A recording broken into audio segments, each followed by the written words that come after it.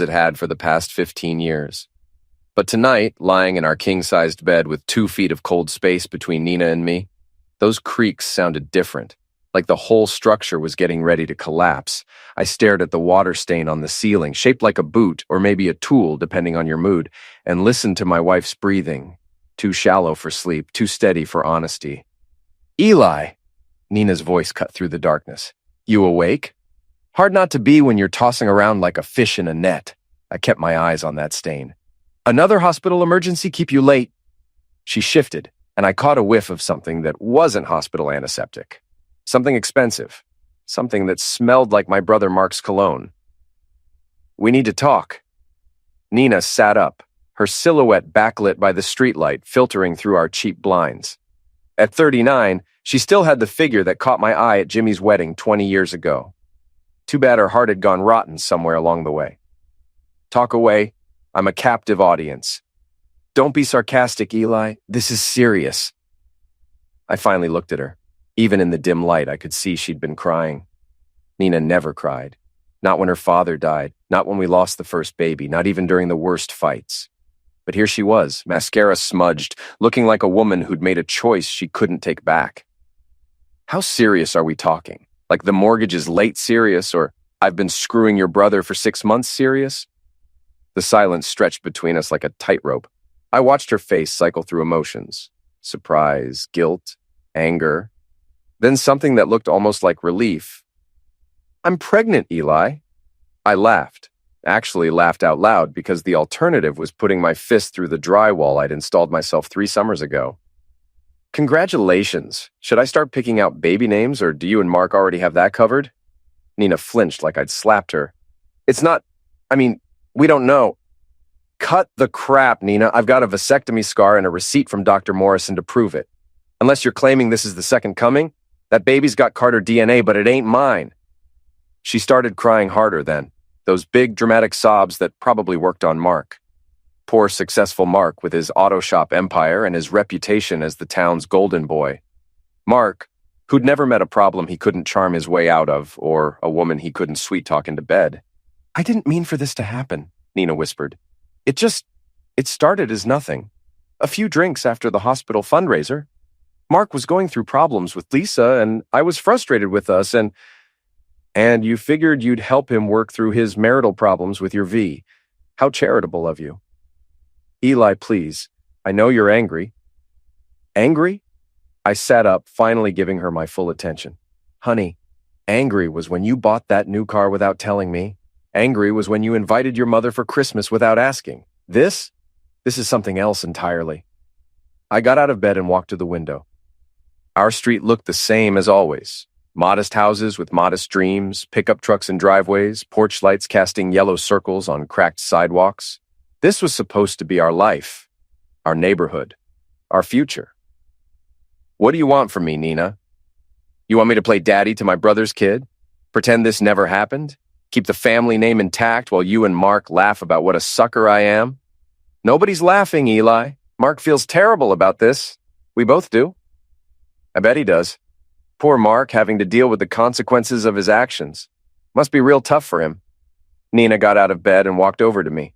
In her nightgown with her hair messed up and her makeup smeared, she looked vulnerable, almost like the woman I'd married, almost. "We could make this work," she said, reaching for my hand. "For Melissa's sake, if nothing else. She doesn't need to know. Nobody needs to know. We could raise the baby together and—" I pulled my hand away. "And what?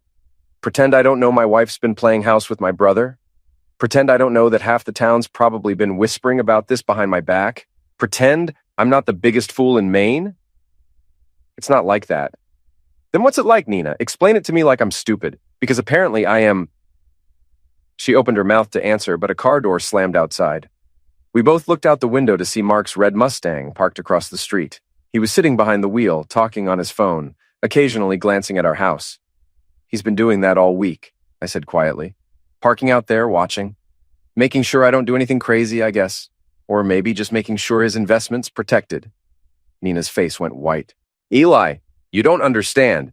I understand plenty. I understand that my wife and my brother decided I was expendable. I understand that my daughter's going to grow up knowing her mother's a cheater and her uncle's a snake. I understand that the Carter family name isn't worth the paper it's printed on. I walked to the dresser and started pulling out clothes. Jeans, work shirt, boots. The uniform of a man who builds things with his hands while other people tear them down with their choices. Where are you going? Downstairs, to think, to plan, to figure out what comes next. Eli, please. We can fix this. We can work it out. I stopped at the bedroom door and looked back at her. In the dim light, she looked small and scared and sorry. But sorry doesn't rebuild trust. Sorry doesn't erase betrayal. Sorry doesn't make a man forget that his wife chose his brother over him. You know what the funny thing is, Nina? I actually thought we were happy. I thought what we had was enough. Shows what I know about women, right? That's not fair. Fair? I laughed again, but there was no humor in it. Fair would have been you asking for a divorce before you started screwing around. Fair would have been Mark keeping his hands to himself. Fair would have been me not having to find out about this from the look on your face and the smell of his cologne on your skin. I headed downstairs to my workshop in the basement, my sanctuary, the place where I built cabinets and repaired furniture and pretended that craftsmanship still mattered in a world where everything was disposable, including marriages, including trust, including the Carter family name. But as I sat there in the dark, surrounded by tools and half-finished projects, I realized something important. Just because other people thought I was disposable didn't mean I had to accept it. Just because they'd written me off as the weak brother, the cheated on husband, the town fool, didn't mean the story was over. In fact, it was just beginning. Morning came with the smell of coffee and the sound of Nina moving around upstairs, pretending everything was normal. I'd spent the night in my workshop chair, staring at the pegboard where my tools hung in perfect order. Hammers, screwdrivers, measuring tape, level. Everything in its place, everything with a purpose, unlike my marriage. I climbed the stairs to find Nina at the kitchen table, dressed for work in her navy blue HR manager outfit, professional, composed, like she hadn't just blown up our life 12 hours ago. "There's coffee," she said without looking up from her phone. How considerate. I poured a cup and leaned against the counter, watching her. She was texting someone, probably Mark, probably planning their next move. The thought of them coordinating their story, making sure their lies matched up, made my jaw clench. "Mel's got soccer practice after school," Nina said, still not meeting my eyes. "I'll pick her up." "Like heck you will." That got her attention. She looked up and I saw fear flicker across her face. Good, she should be afraid. She'd just handed me a loaded tool and was surprised I might know how to use it. What's that supposed to mean? It means our 16-year-old daughter doesn't need to be alone in a car with you right now. I'll get her. Eli, you're being ridiculous. I'm still her mother. And I'm still her father. The difference is I'm not the one who just destroyed her family. Nina's phone buzzed. She glanced at it and her face went pale. Without thinking, she turned the screen away from me, but I'd already seen enough. A text from M with a heart emoji. "He's texting you love notes now. Classy." "It's not, save it." I finished my coffee and set the cup in the sink. "I'm going to work. Try not to burn the house down while you're figuring out how to explain this to Mel." We agreed nobody needs to know. I stopped at the kitchen door and turned back to her. "We didn't agree on anything, Nina. You made a choice, and now you get to live with the consequences. All of them." The drive to the Hendersons' house gave me time to think.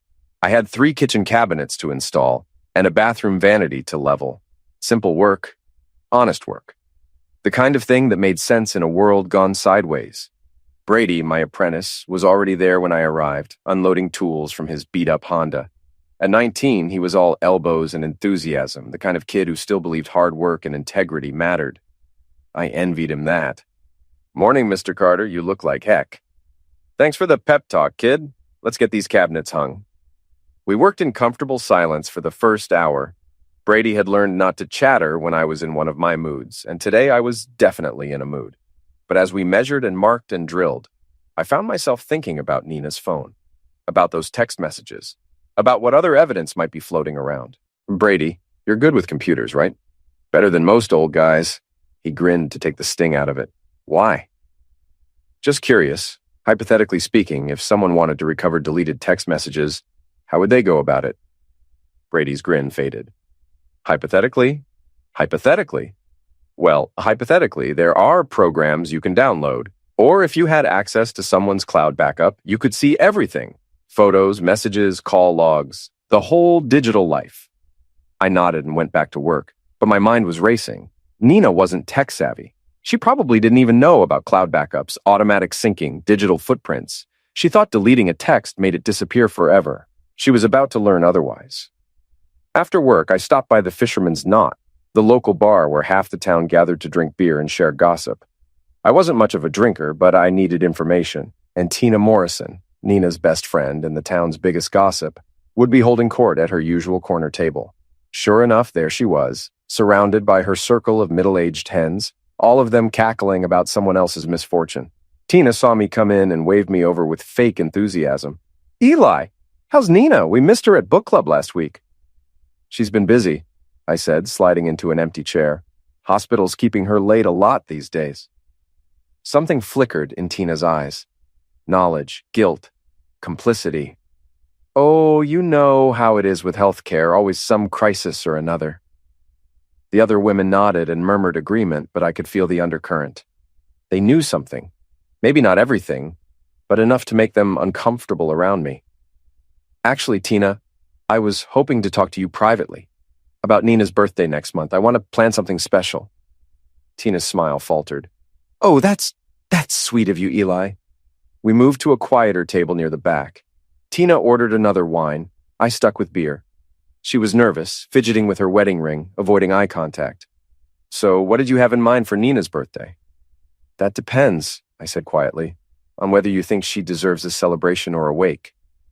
Tina went very still. "I don't know what you mean."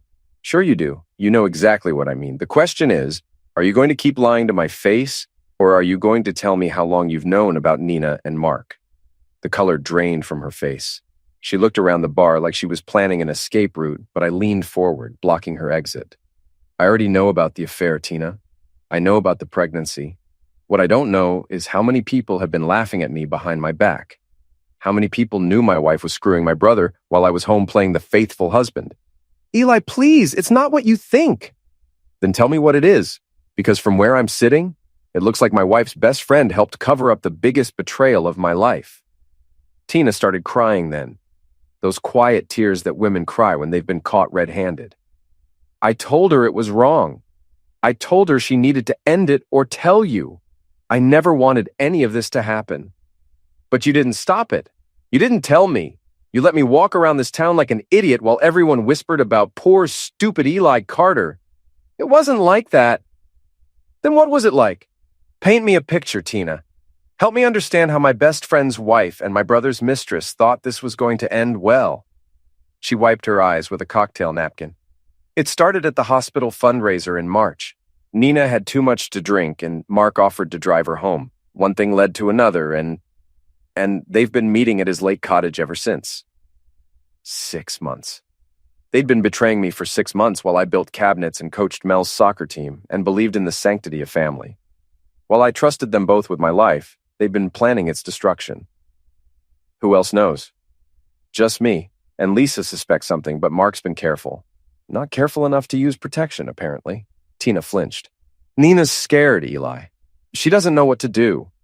She should have thought about that before she spread her legs for my brother." I stood up, tossing a 20 on the table. "Here's what's going to happen, Tina. You're going to go home and think real hard about loyalty and friendship and what those words mean. And then you're going to decide whose side you're on, because this thing is just getting started.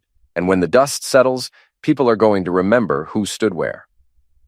I left her sitting there, crying into her wine, and walked out into the cool Maine evening. The sun was setting over the harbor, painting the sky in shades of red and gold. Beautiful, peaceful, the kind of sunset that made you believe in second chances and happy endings. But I wasn't feeling peaceful. I was feeling something else entirely, something dark and focused and absolutely certain about what came next. Nina and Mark thought they'd won. They thought they'd outmaneuvered the simple carpenter, the blue-collar fool who wouldn't fight back. They thought they could manage me, control the narrative, keep their secrets safe while they played house with my life. They were about to learn how wrong they were. I picked up Mel from soccer practice, watching her jog toward my truck with grass stains on her uniform and determination in her eyes. At 16, she was already taller than her mother, with my stubborn chin and Nina's quick wit. She was going to need both in the days ahead. "How was practice?" I asked as she climbed in. Coach says I might make varsity next year if I keep working on my footwork. She buckled her seatbelt and studied my face. You look weird, Dad. Everything okay? Define okay. That's not an answer. It's the only answer I've got right now, kiddo. We drove home in comfortable silence. Mel had always been intuitive, able to read the temperature of a room before she walked into it. She knew something was wrong, but she also knew when to push and when to wait. Right now, she was waiting. The house was dark when we pulled in. Nina's car was gone, probably at Mark's cottage, probably planning their next move. The thought of them together, discussing how to handle me, how to manage the situation, made my hands tighten on the steering wheel. Where's Mom? Working late? Again? Mel gave me a look that said she wasn't buying it, but she didn't push. We went inside and I made grilled cheese sandwiches while she did homework at the kitchen table. Normal evening, normal routine, normal family dinner for 3 with only 2 people present.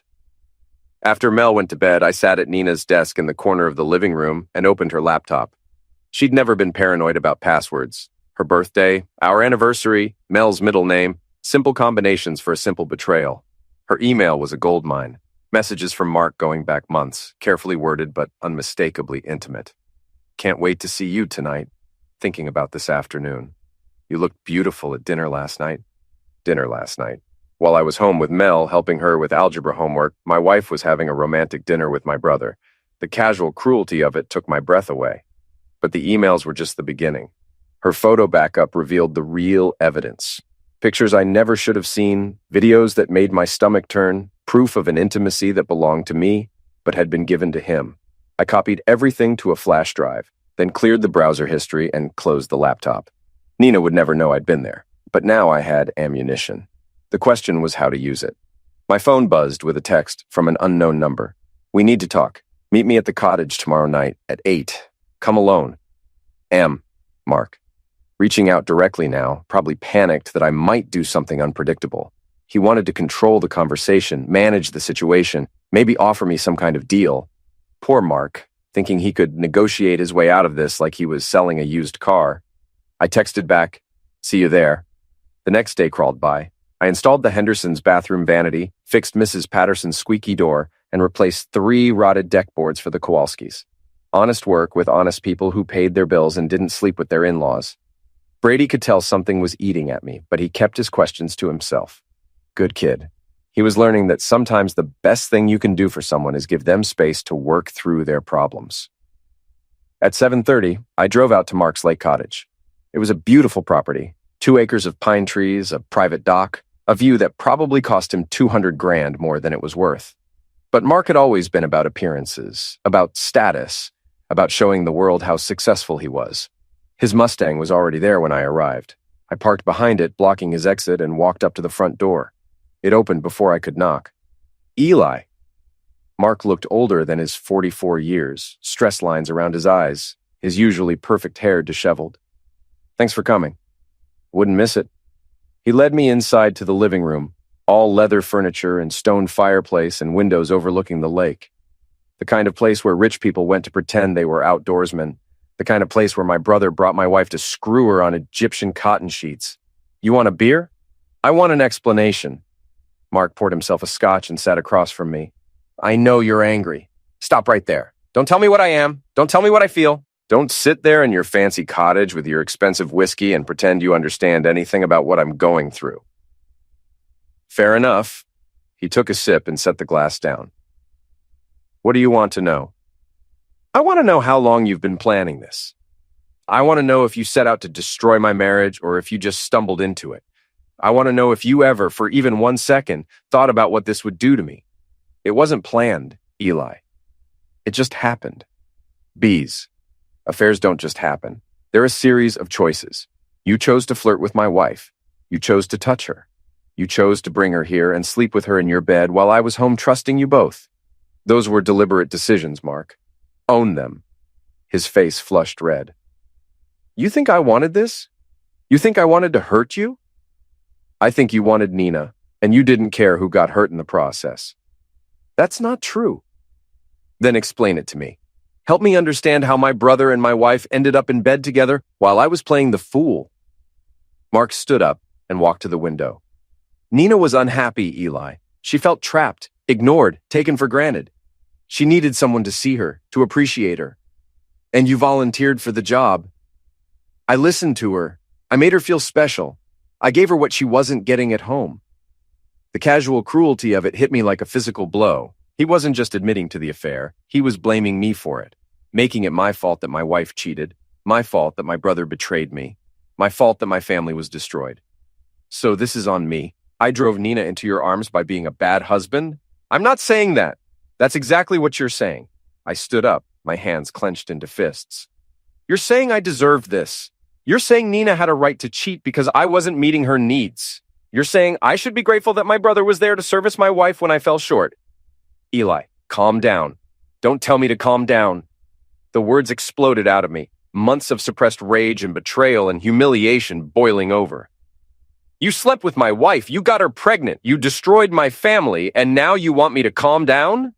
Mark backed away from the window, his hands raised like he was dealing with a dangerous animal. I know you're upset.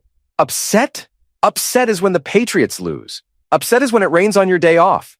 This isn't upset, Mark. This is something else entirely. I moved toward him, and he retreated further, bumping into the coffee table. For the first time in our lives, my older brother was afraid of me. The golden boy, the successful businessman, the town hero, reduced to a scared man backing away from his younger brother's rage. What do you want, Eli? What's it going to take to make this right? Right? I laughed, but there was no humor in it. You think there's a way to make this right?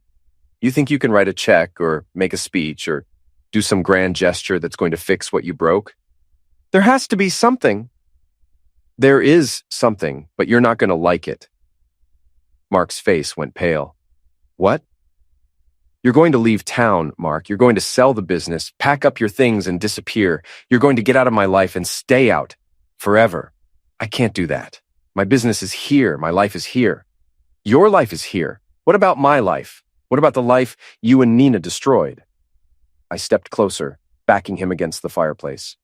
You want to keep your business? You want to keep your reputation? You want to keep living in this town like nothing happened? Then you better hope I don't decide to share those photos Nina's been sending you. His face went white. You're bluffing. I pulled out my phone and showed him the screen. One of the pictures from Nina's cloud backup, the two of them in this very room. Am I? Mark's legs gave out and he sank into his chair. Jesus Christ, Eli. You can't show those to anyone. Why not? They're beautiful pictures. Really capture the love between a brother and sister-in-law. I bet Lisa would love to see them. I bet the whole town would. Please, think about Nina. Think about Mel. This would destroy them too. You should have thought about that before you started taking pictures. I put the phone away and headed for the door. You've got a week, Mark. 7 days to figure out how you're going to disappear from my life. If you're still here on Sunday, those pictures go public. Your choice. Eli, wait. I stopped at the door but didn't turn around. What? What about the baby? What about it? Nina's going to need support, financial support. Then you better make sure you leave her enough money to raise your kid, because I'm done supporting your mistakes. I walked out into the cool night air, leaving my brother sitting in his expensive cottage with his expensive problems. The lake was calm, reflecting the stars like a mirror. Beautiful. Peaceful. The kind of place where people came to escape their troubles. Too bad Mark's troubles were just beginning. The week passed like a slow-motion car crash. Nina tried to act normal, making breakfast, asking about my day, pretending our marriage wasn't falling apart on the kitchen floor.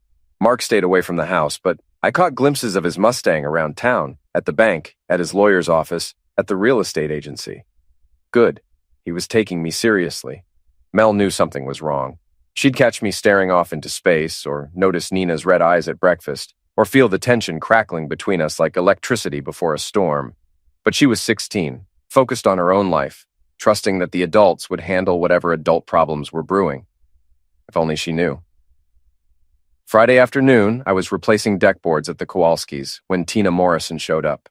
She looked nervous, glancing around like she was afraid of being seen talking to me.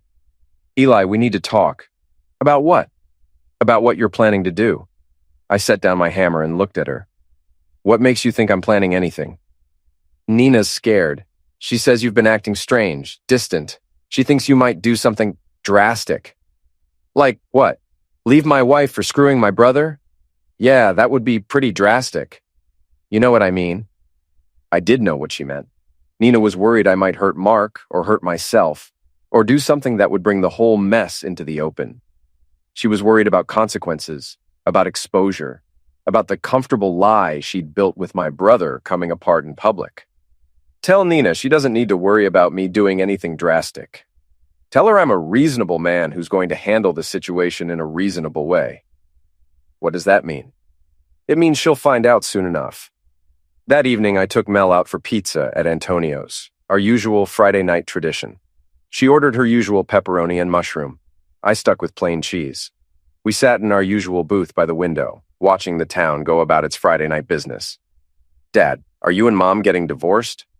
The question hit me like a punch to the gut. I'd been dreading it, preparing for it, but hearing it from my daughter's lips made it real in a way that nothing else had. What makes you ask that?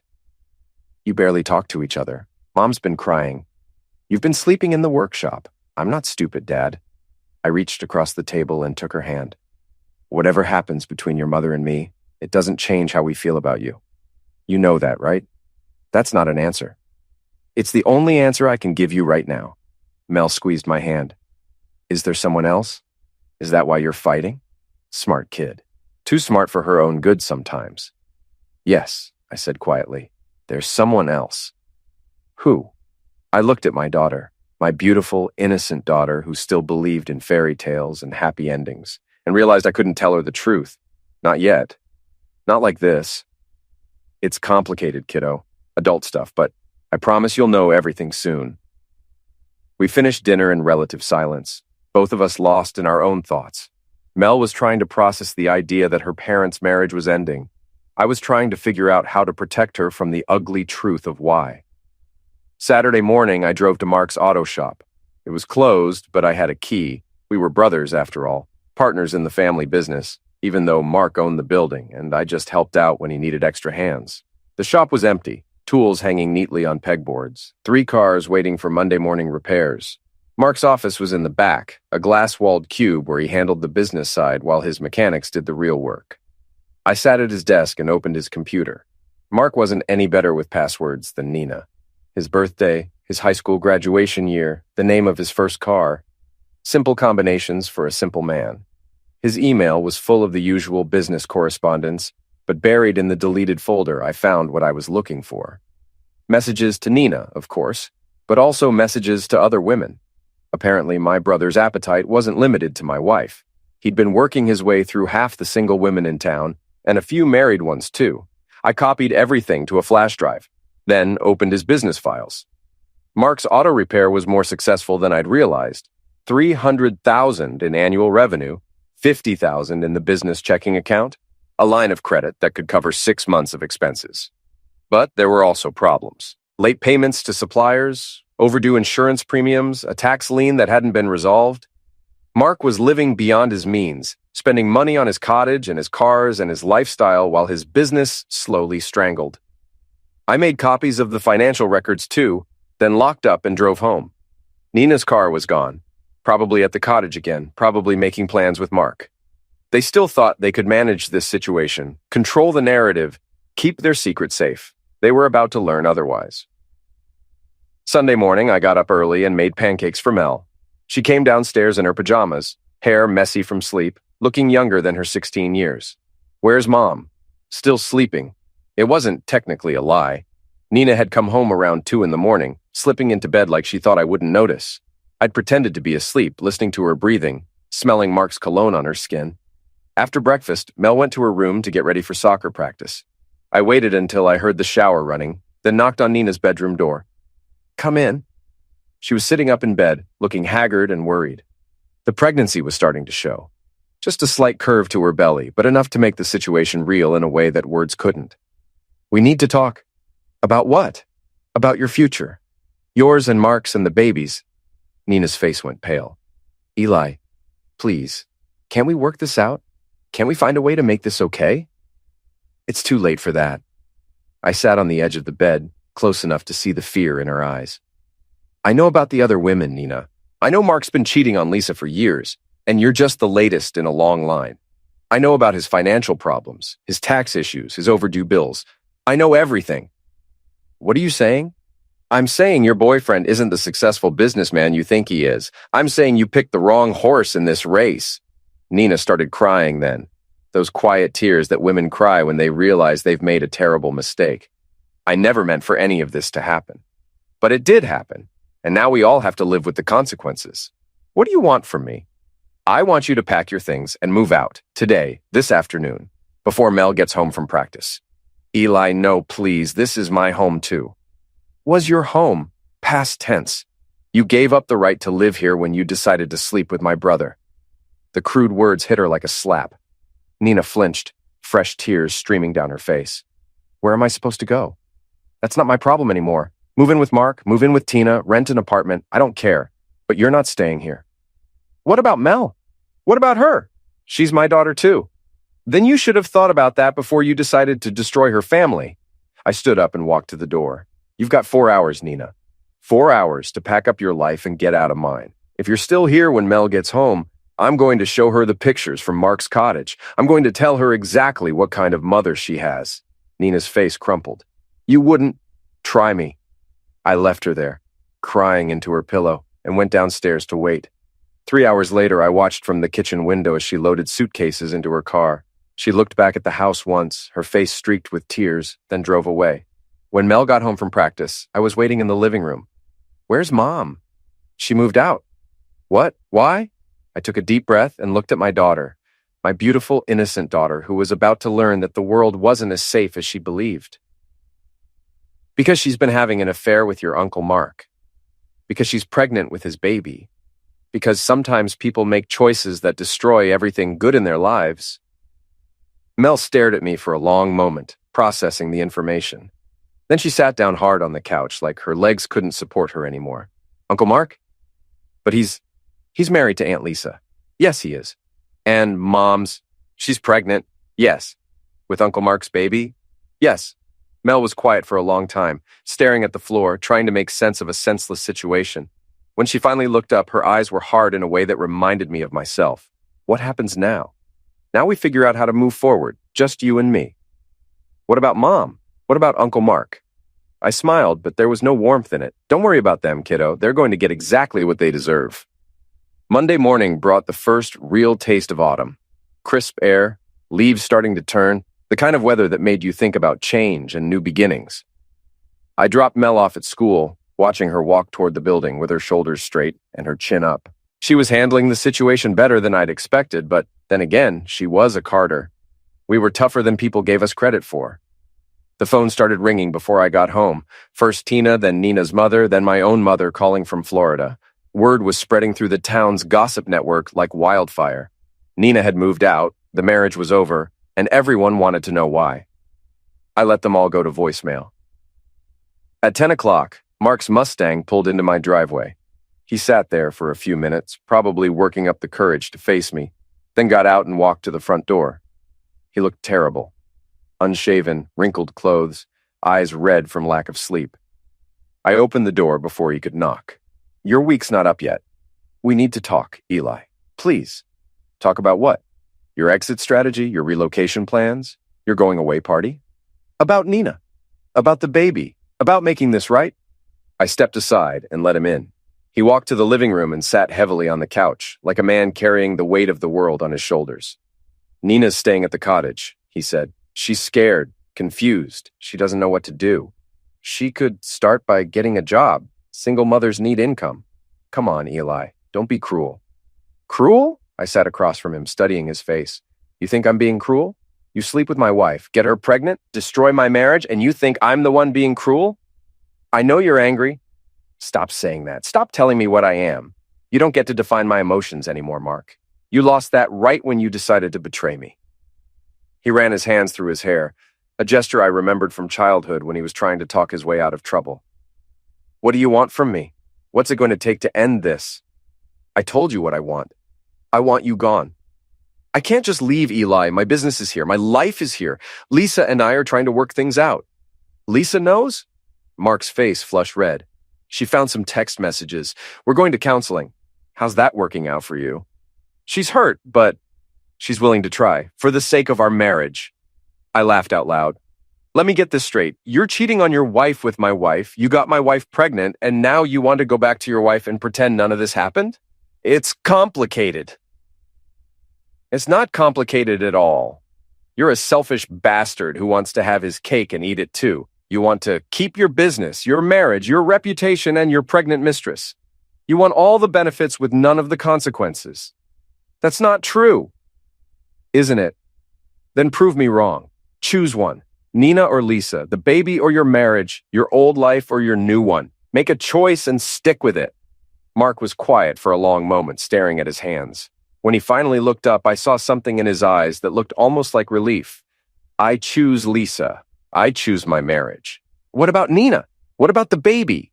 That's Nina's problem now. The casual cruelty of it took my breath away.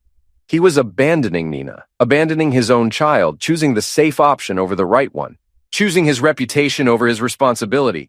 You're a coward, Mark. I'm being practical. You're being a coward. You seduced my wife, got her pregnant, destroyed 2 marriages, and now you want to walk away like nothing happened. What else can I do? You can be a man. You can take responsibility for your actions. You can support the woman carrying your child. I'll pay child support. I'll help financially. How generous of you. Mark stood up, smoothing his wrinkled shirt. I'm going to tell Lisa everything. I'm going to confess, ask for forgiveness, try to rebuild our marriage. And I'm going to ask you to keep this between us, for everyone's sake. You want me to keep your secret? You want me to protect your reputation while you abandon my wife and your child? She's not your wife anymore. The words hung in the air between us like a challenge. He was right, of course. Nina had made her choice when she climbed into his bed. But hearing him say it, hearing him dismiss 20 years of marriage so casually, made something dark and cold settle in my chest. You're right. She's not my wife anymore. She's your problem now. Except you're not going to be here to deal with her, are you? You're going to run back to Lisa and leave Nina to figure out how to raise your baby alone. I told you I'll help financially. Money isn't going to raise that child, Mark. Money isn't going to explain to a kid why daddy doesn't live with mommy. Money isn't going to fill the hole you're leaving behind. That's not my fault. It's exactly your fault. You created this situation. You made these choices. And now you want to walk away from the consequences? Mark headed for the door, then stopped and turned back. What are you going to do, Eli? Are you going to keep this quiet? Or are you going to try to destroy me? I looked at my brother, my older brother, who'd always been the golden boy, the successful one, the one everyone looked up to, and realized I felt nothing for him anymore. Not love, not hate, not even disappointment. Just a cold, empty space where family loyalty used to be. I'm not going to destroy you, Mark. You're going to do that all by yourself? After he left, I sat in my living room and thought about choices and consequences and the price of betrayal. Mark thought he could abandon Nina and go back to his old life. Nina thought she could start over somewhere else, maybe find another man to help raise Mark's child. They both thought the story was over, that they could close this chapter and move on to whatever came next. They were both wrong. The story wasn't over, it was just beginning. And before it ended, everyone in this town was going to know exactly what kind of people Nina and Mark really were. Everyone was going to see them for what they were. Selfish, cruel, destructive people who put their own desires ahead of everyone else's happiness. I picked up my phone and started making calls. To the local newspaper editor who owed me a favor. To the president of the hospital board where Nina worked. To the Better Business Bureau investigator who'd been asking questions about Mark's auto shop. It was time for the truth to come out. All of it. Every dirty detail, every betrayal, every lie. It was time for Nina and Mark to face the consequences of their choices. It was time for justice. The Harvest Festival was always the biggest event of the year in our town. 3 days of craft booths, food vendors, and small-town politics, culminating in the annual awards ceremony where local heroes were recognized for their contributions to the community. This year, Mark was scheduled to receive the Business Leadership Award. Nina was supposed to present the Community Service Award as a representative of the hospital. They were going to stand on that stage in front of the whole town, smiling and waving like the pillars of the community they pretended to be. But things don't always go according to plan. The festival started on Friday morning with the usual fanfare. I walked through the crowd with Mel. watching neighbors and friends enjoy themselves, pretending everything was normal. People kept asking about Nina, where she was, why she wasn't with us. I just smiled and said she was dealing with family issues. They'd know soon enough. Saturday afternoon, I ran into Lisa at the coffee booth. Mark's wife looked tired, older than her 42 years, like she was carrying a weight she couldn't put down. Eli, I'm so sorry about everything. What are you sorry for, Lisa? About Mark and Nina? About what they did to you, to us, to our families? So she knew. Mark had confessed, probably hoping honesty would earn him forgiveness.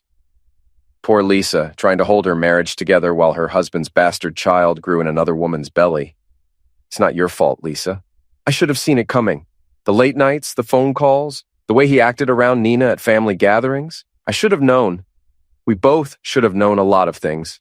She nodded, tears threatening to spill over. What are you going to do? What do you mean? Mark says you're planning something. He's scared, Eli. Really scared. He should be. Please don't hurt him. Whatever you're planning, please don't hurt him. I know he doesn't deserve it, but he's still my husband. I looked at Lisa. Loyal, faithful Lisa, who was begging me not to destroy the man who'd betrayed us both, and felt something like pity.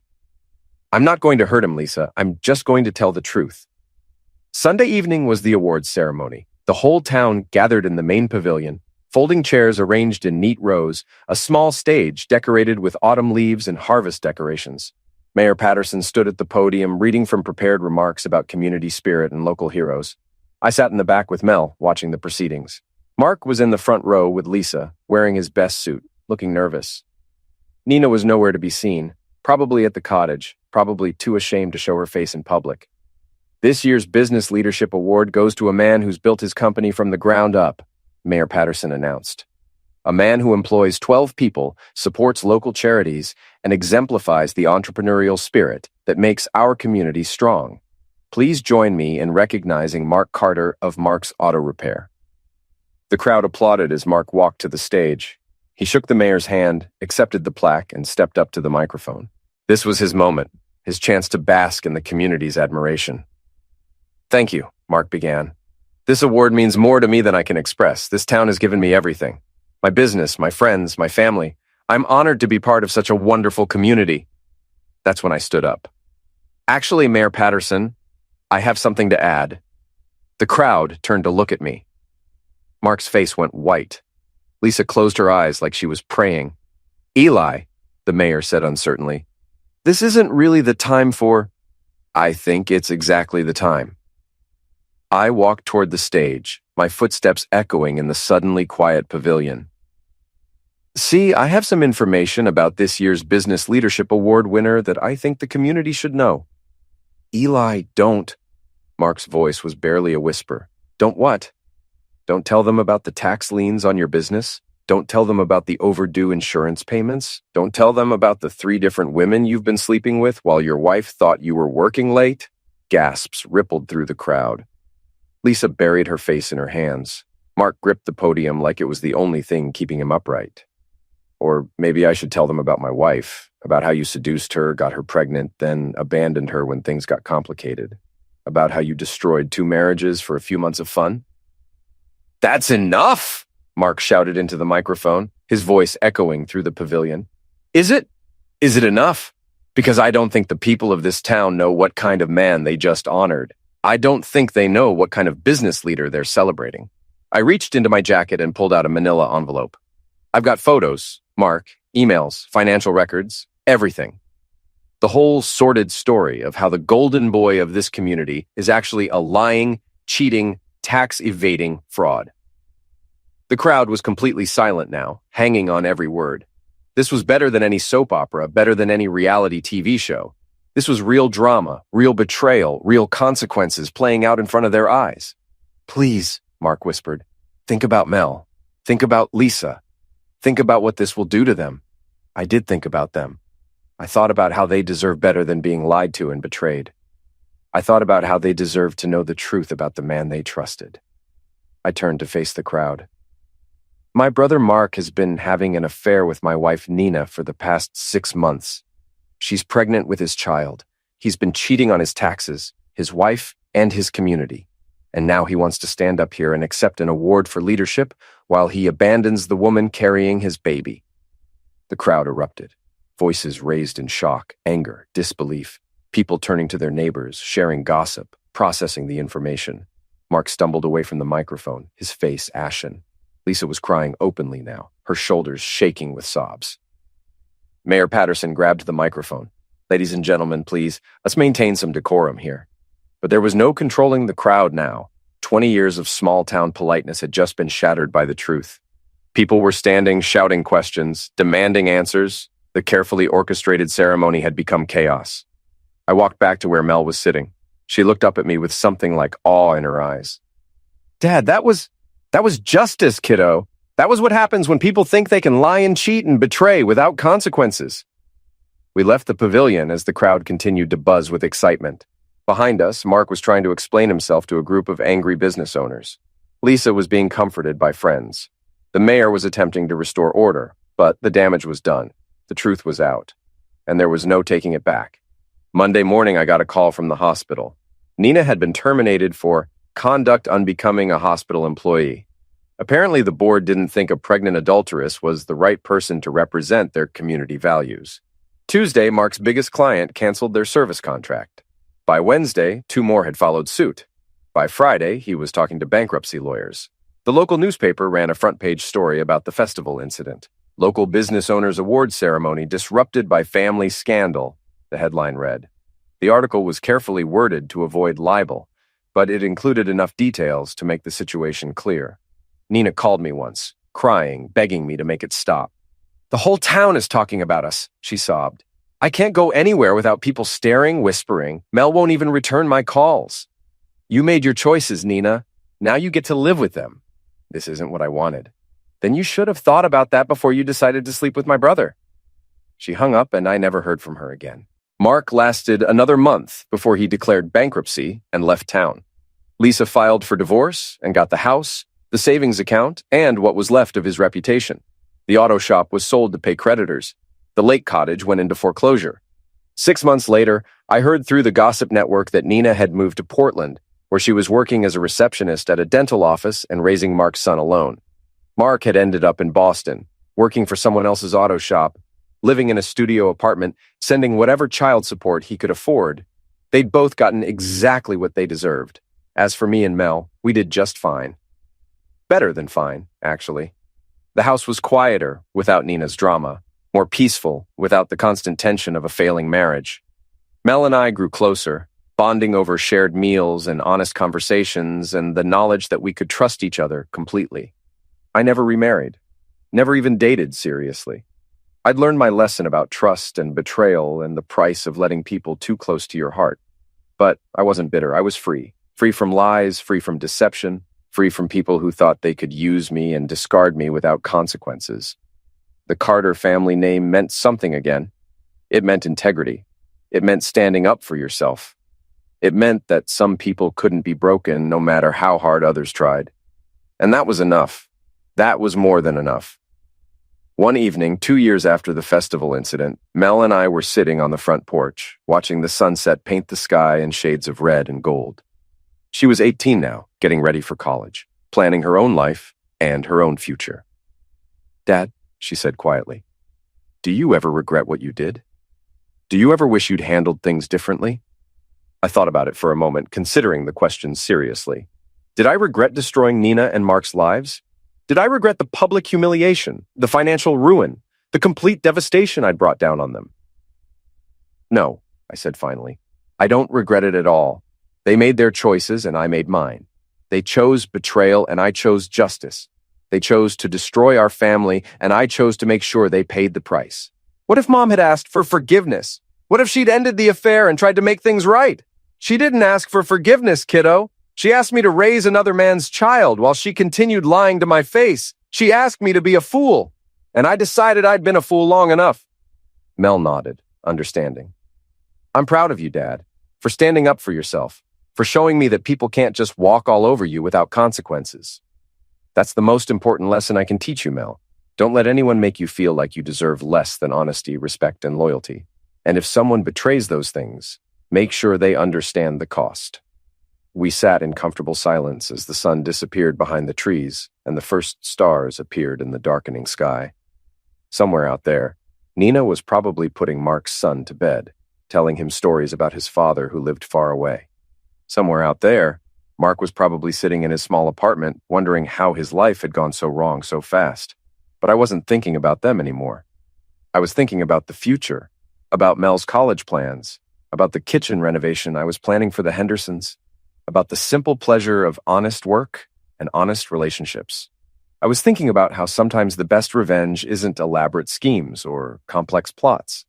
Sometimes the best revenge is simply telling the truth and letting people face the consequences of their actions. Sometimes the best revenge is justice. And justice, I'd learned, was sweeter than any revenge could ever be.